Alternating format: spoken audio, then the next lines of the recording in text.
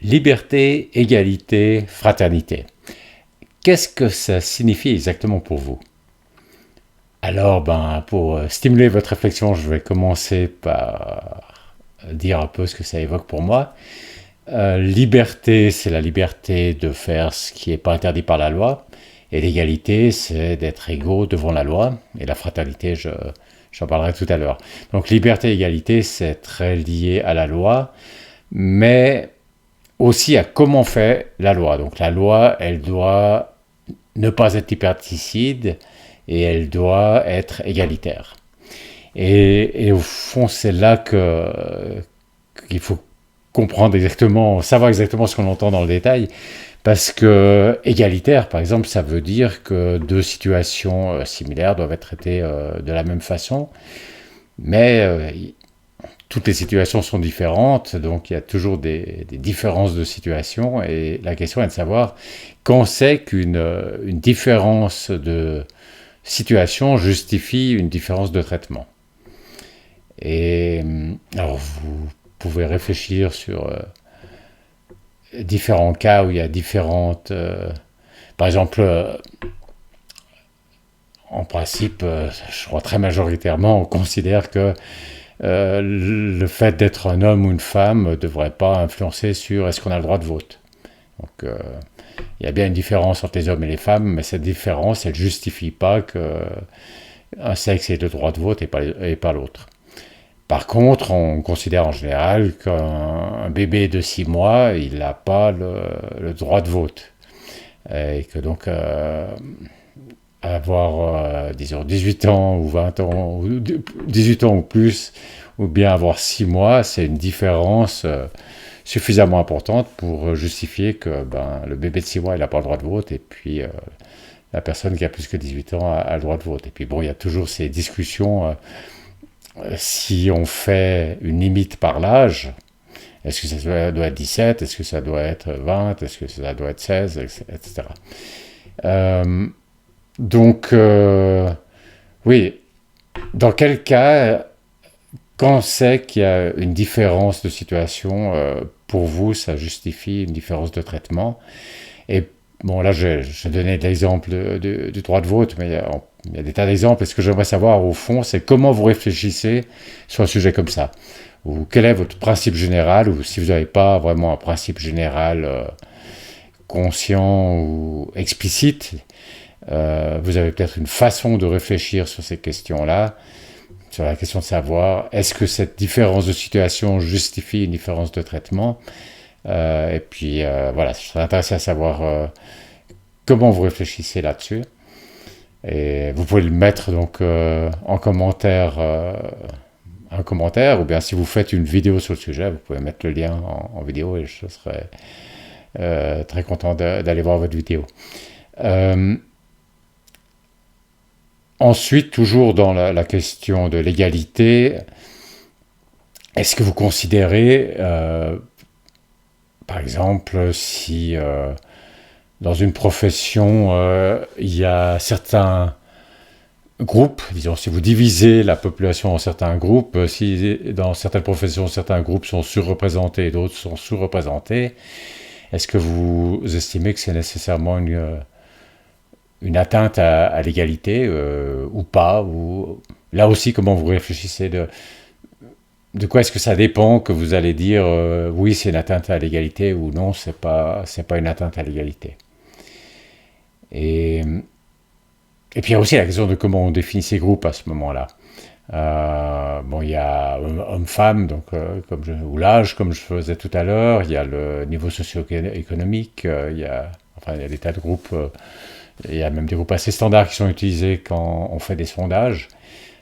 C'est peut-être pas tous les groupes pertinents. Je peux imaginer par exemple que la distinction entre extravertis et introvertis peut être importante.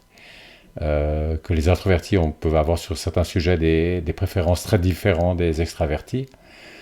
Et je peux imaginer que, par exemple, au Parlement, ou parmi les élus, les introvertis soient sous-représentés pas parce qu'il y a un préjugé contre les introvertis, mais simplement parce qu'il vaut mieux être extraverti si on est candidat à une élection. Et, et donc, au Parlement, peut-être les préoccupations, les préférences des introvertis sont moins prises en compte que celles des extravertis. Mais je n'ai pas entendu dire que quand on fait des sondages, on tienne compte de ce groupe-là. Donc, comment, si on réfléchit en termes de groupe, donc il y a deux questions à ce moment-là, c'est comment on définit les groupes, et puis euh, qu'est-ce qu'on considère comme un groupe pertinent, disons. Et puis, ce que je vous demandais tout à l'heure, s'il y a une différence, si on voit que dans certains cas, certains groupes sont surreprésentés et d'autres sous-représentés par rapport à la population globale. Dans quel cas est-ce que vous considérez que c'est une atteinte au principe d'égalité, et dans quel cas vous considérez que ce n'est pas une atteinte au principe d'égalité? Alors voilà, vous voyez qu'il y a quand même une certaine complexité à comprendre, à définir, à expliciter ce que c'est ce principe d'égalité et comment on l'opérationnalise quand on veut vraiment le mettre en œuvre. Et ça c'est pour l'égalité, et puis la liberté. Là aussi c'est pas tout simple parce qu'on pourrait se dire la liberté des uns s'arrête là où commence celle des autres, mais quand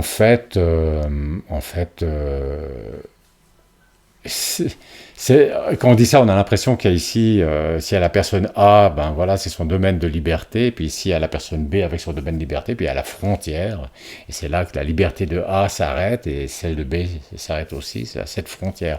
Mais en fait, il y a une interpénétration de ces espaces beaucoup plus grande, parce qu'au fond, c'est pas si facile de trouver un exemple d'activité où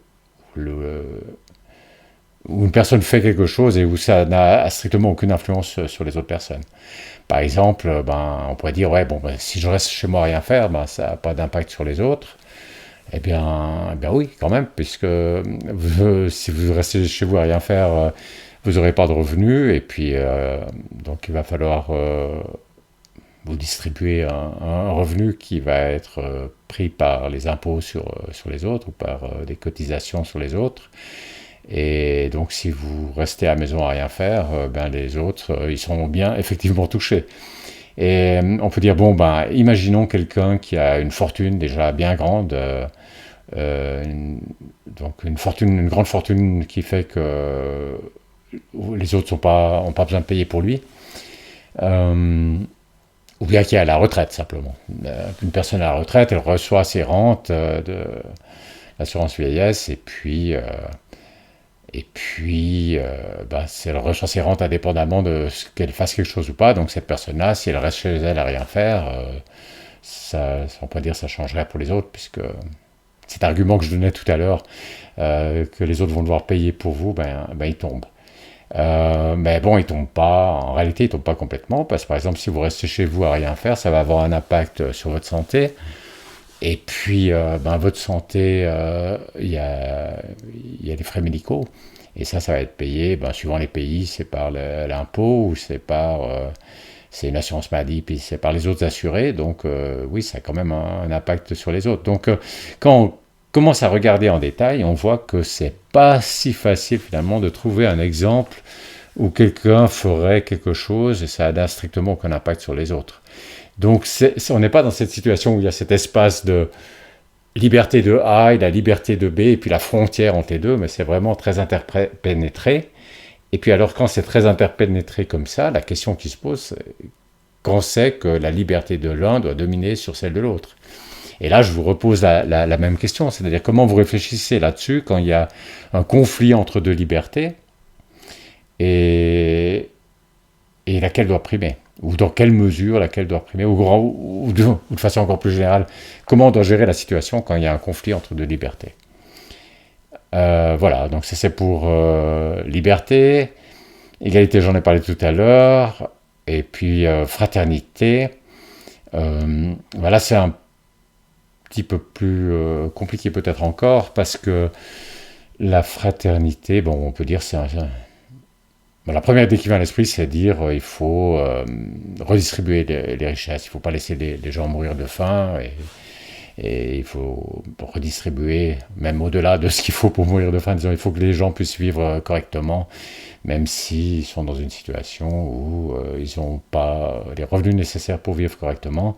Et donc ça implique une redistribution des revenus. Et, et voilà, donc c'est ça. Maintenant, on peut imaginer que ça aille au-delà de simplement une redistribution, au fond, un impôt redistributif, mais que ça aille aussi dans le sens de, disons, de faire peuple, disons, d'avoir des citoyens qui, ne, quand ils sont en désaccord avec d'autres citoyens, ne vont pas automatiquement, par confort, pour rechercher un confort mental, imaginer que ces autres citoyens avec lesquels ils sont en désaccord sont forcément soit des cons, soit des salauds. Parce qu'il me semble que j'observe qu'il y a quand même une tendance comme ça de considérer ceux qui ne partagent pas ces opinions comme étant nécessairement soit des cons salauds, soit les deux, parce qu'au fond, l'un n'empêche pas l'autre. Et bon, soyons réalistes, on sait qu'il y a des cons et on sait aussi qu'il y a des salauds, mais c'est par rapport à cette façon, pour son confort psychologique, d'imaginer immédiatement que tous ceux qui pensent différemment de soi-même sont nécessairement des cons et des salauds. Euh, Sans voir que il y a des cons et des salauds partout, il y en a certainement aussi dans le camp adverse, mais pas que, il n'y a pas que ça dans le camp adverse, et puis dans son propre camp, si on regarde bien, peut-être qu'on trouve qu'il y en a aussi des cons et des salauds.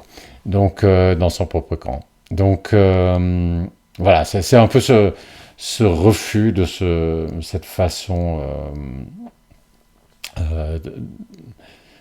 malsaine et pas justifiée d'obtenir un confort psychologique au détriment de la cohésion des citoyens, par exemple. On peut voir ça aussi, donc derrière fraternité, en plus de la redistribution, et peut-être que vous voyez aussi encore bien d'autres choses, et donc n'hésitez pas à le dire en commentaire. Et voilà, donc liberté, égalité, fraternité. Ce que je dirais encore, c'est que je peux très facilement imaginer une dystopie, une dystopie, une situation vraiment mauvaise, si on pousse très très loin chacune de ces trois points de la devise française. La liberté poussée jusqu'à l'absurde, ce serait, ou jusqu'à l'extrême en tout cas, ce serait c'est la loi de la jungle, disons, grosso modo. Le plus fort gagne. L'égalité poussée à l'extrême, c'est le lit de Procruste. Vous connaissez peut-être cette histoire du lit de Procruste. Alors Procruste, il avait un lit, et puis tous ceux qui étaient... il faisait coucher ses invités sur ce lit, et ceux qui étaient plus grands, il les coupait. Il les coupait pour qu'ils rentrent qu'ils aient la taille du lit, et puis ceux qui étaient trop petits, il les étirait. Et donc là, à la fin, ils étaient tous égaux, mais enfin, c'était pas, disons, c'était pas optimal, le moins qu'on puisse dire. Donc voilà, donc il y a il me semble que, bon, évidemment, on a tous des tailles différentes, et puis au sens vraiment, au premier degré, au sens propre, je crois qu'il n'y a personne qui veut, qui veut que faire le lit de Procruste tel quel, certainement pas. Autrement, je me demande s'il y aurait des gens qui voudraient, par exemple, donner des hormones pour faire grandir les petits, et puis pour empêcher enfin, que tout le monde fasse, je sais pas, 1m80 ou quelque chose comme ça. Je me demande s'il y a des gens qui voudraient ça, donc un peu moins torture que le lit de Procruste. Mais on peut aussi, la taille c'est un peu quelque chose d'extrême, mais il y a des tas de sujets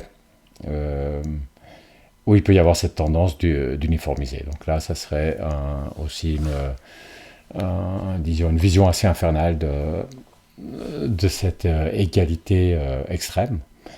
Et puis, et même la fraternité finalement. Bon, fraternité, un point intéressant, c'est que c'est fraternité. C'est pas par exemple amour ou amitié, enfin vraiment des sentiments. La fraternité, c'est plus une sorte de... Bah, c'est aussi un sentiment, mais c'est aussi un lien familial, disons, un lien génétique. On peut imaginer, du point de vue évolutionniste, la théorie de l'évolution de Darwin, ça c'est facile d'imaginer que des gènes qui, en- qui font que des frères ou des frères et sœurs, enfin ceux qui ont les mêmes parents, soit s'entraident, ben, c'est des gènes qui auraient plus de facilité à se diffuser, justement parce qu'il y aurait cette entraide entre ces fratries ou ces frères et sœurs enfin ces enfants qui partagent le même, qui ne partagent pas exactement les mêmes gènes, mais qui ont un certain recoupement, qui ont une certaine recoupement dans leur gènes. Et là, donc fraternité, ça fait penser aussi au christianisme. Donc notre Père qui est aux cieux, donc notre Père, si on a tous le même Père, c'est qu'on est tous frères et sœurs. Et donc c'est une sorte de façon de vouloir généraliser à l'humanité des trucs, enfin des sentiments et des attitudes qui arrivent naturellement entre enfants de même parents, entre frères et sœurs. Entre frères, entre sœurs et entre frères et sœurs. Et, et l'idée, c'est pas qu'ils partagent la même humanité, disons. Et, mais on peut aussi très facilement arriver à quelque chose de dystopique où on imposerait aux gens d'avoir certains sentiments, d'avoir certaines attitudes. Et, et on imposerait aussi peut-être aussi le partage avec... il y a eu des régimes qui étaient très égalitaires, mais où les gens n'avaient pas grand-chose. C'est-à-dire que il y a... vous pouvez aussi être très égalitaire dans le sens que tout le monde meurt de faim. Et on peut se demander si, plutôt qu'une situation où tout le monde meurt de faim, il vaut mieux avoir une situation où personne ne meurt de faim, mais où certains sont très riches et d'autres moyennement riches. Donc voilà, donc sur chacun des trois points, quand on le pousse à l'extrême, je pourrais facilement imaginer quelque chose de très mauvais. Et ce que ça reflète au fond, c'est le fait qu'il y a qu'il peut y avoir des conflits entre ces trois points. Disons, il peut y avoir un conflit entre l'égalité et, et la liberté, par exemple. C'est un peu le lit pour que ce que j'avais tout à l'heure. Si pour obtenir des choses vraiment égales, on limite la liberté des gens. Il y a entre liberté et fraternité, par exemple sous l'angle de la redistribution, c'est-à-dire que plus on fait redistribuer, donc il faut prendre l'argent quelque part pour le redistribuer, et là il y a une limitation à la liberté.